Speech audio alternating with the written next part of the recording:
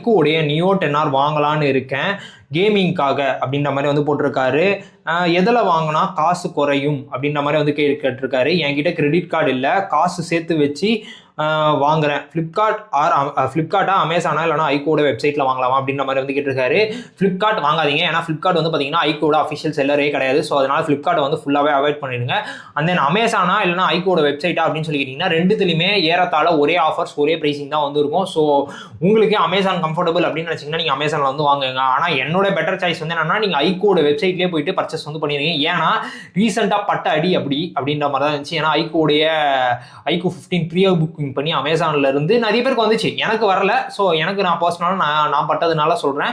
So எனக்கு வந்து ஒரு மாதிரி டெலிவரி பஞ்சாயத்து ஆகி ஒரு மாதிரி கஷ்டப்பட்டு ரீஃபண்ட் தான் ஆச்சு. அதனால வந்து பார்த்தீங்கன்னா நீங்கள் ஐக்கூ தான் போகிறீங்க. ரெண்டுத்துலேயுமே ஒரே டைம், ரெண்டுத்துலேயுமே மோஸ்ட்லி ஒரே நாள் 2-3 நாள் டிஃப்ரென்ஸில் டெலிவரி வந்து ஆகிடும்.